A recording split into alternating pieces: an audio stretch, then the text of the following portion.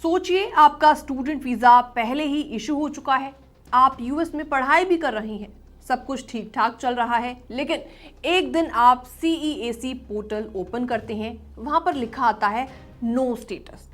अब आप सोच में पड़ जाते हैं कि क्या मेरा वीजा कैंसिल हो गया है, अब आगे क्या होगा, कहीं मैं इलीगल तो नहीं हो गया। ऐसा ही हाल ही में एक मामला सामने आया है F1 वीजा स्टूडेंट के साथ। जी हाँ, जिसने पैनिक में आकर अपनी पूरी स्टोरी को शेयर किया, जिसका वीजा 2021 में इशू हो चुका था, सर्विस रिकॉर्ड भी एक्टिव था, सब कुछ नॉर्मल चल रहा था, लेकिन फिर CEAC पोर्टल पर स्टेटस आ गया, नो स्टेटस।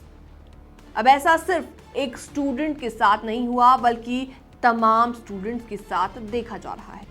कई PhD कैंडिडेट्स, इंटरनेशनल स्टूडेंट्स, सब ने इसी तरीके की दिक्कतें बताई।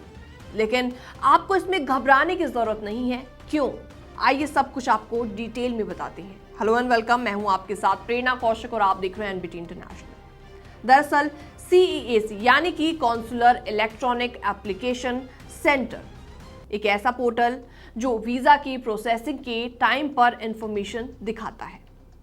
जब आपका वीजा इशू हो जाता है और केस एम्बेसी या कॉन्सुलेट में बंद हो जाता है, तब कुछ टाइम बाद वो पुराना रिकॉर्ड सिस्टम से हटा दिया जाता है या फिर आर्काइव हो जाता है। इसलिए कई बार CEAC पोर्टल पर दिखता है नो स्टेटस, लेकिन इसका मतलब ये नहीं कि आपका वीजा कैंसिल हो गया है। तो इसमें आपको घबराने की बिल्कुल भी जरूरत नहीं है। तो असली बात आपको क्या देखनी चाहिए ये भी जान लीजिए। दरअसल सर्विस रिकॉर्ड, अगर आपका सर्विस एक्टिव है और आपने कोई टर्मिनेशन नोटिस नहीं पाया है तो आप लीगल स्टेटस में हैं। इसके अलावा पासपोर्ट पर वीजा स्टैंप, अगर आपके पास वीजा वैलिड स्टैंप है तो कोई दिक्कत की बात नहीं है। यूएस में रह रहे हैं और पढ़ाई कर रहे हैं तो आप सही तरीके से मेंटेन कर रही हैं अपना पूरा स्टेटस। इसके अलावा CEAC पोर्टल की गलती या टेक्निकल इश्यूज को देखकर पैनिक करने की आपको बिल्कुल भी जरूरत नहीं है। लेकिन इसमें दिक्कत क्या है ये भी जान लीजिए। दरअसल यूएस इमिग्रेशन अथॉरिटीज की तरफ से ऐसी सिचुएशंस में क्लियर कम्युनिकेशन नहीं आता और यही वजह है स्टूडेंट्स हर रोज पोर्टल रिफ्रेश करते नजर आते हैं।